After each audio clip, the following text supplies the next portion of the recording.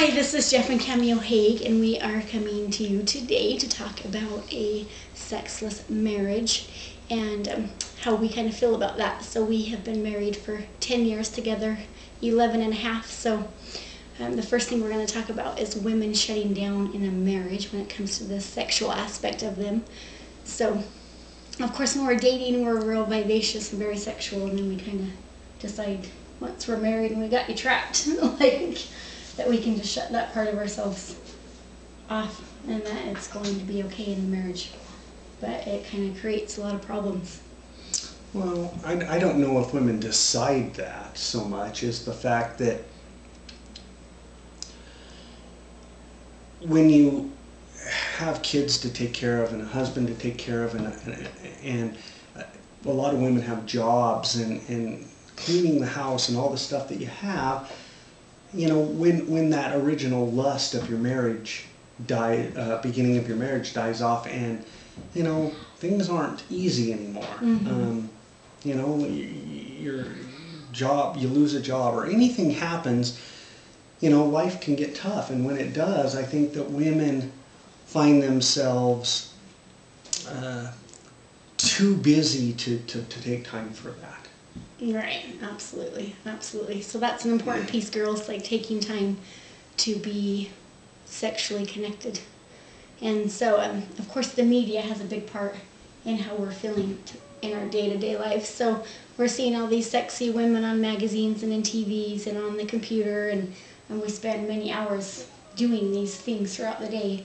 And then we feel like, as the average kind of woman, like there are some women that look like that, but most of them don't. And we feel like you are going to be disappointed when the clothes come off because we don't look like that. Yeah, and that's understandable.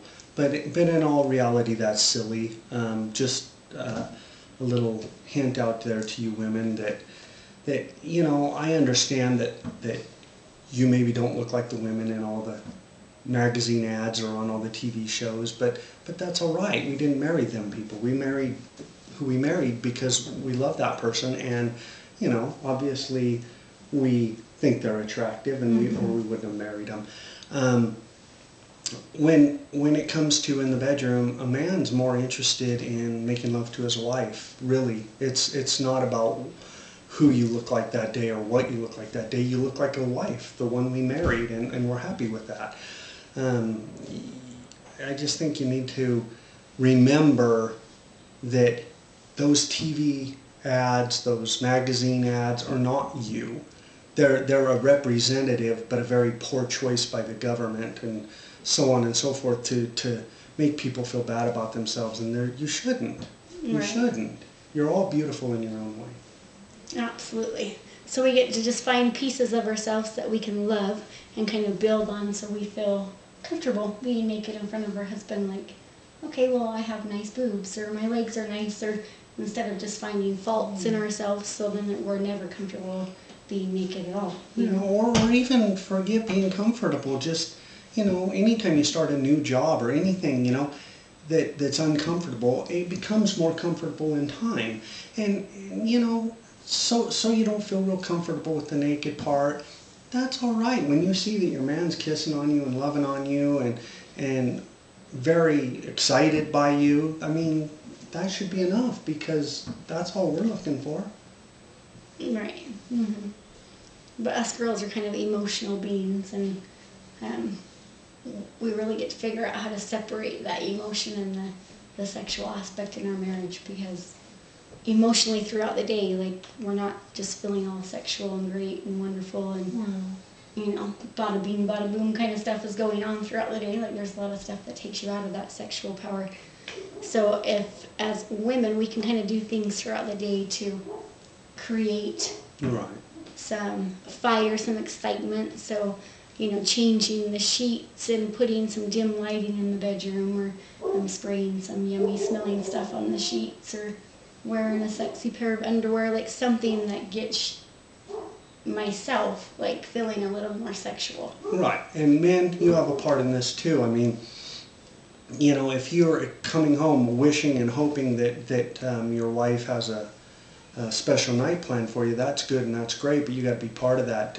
Text her at lunch and just tell her you're looking forward to that.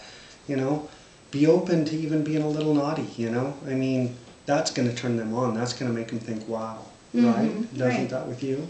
Well, yeah, and it's the one place that we can be naughty and nasty and great with one another. Like, we married each other so we could do that stuff. Right. If you think back to the beginning of your marriage when it was all new, I mean, I think everybody wanted a little naughty.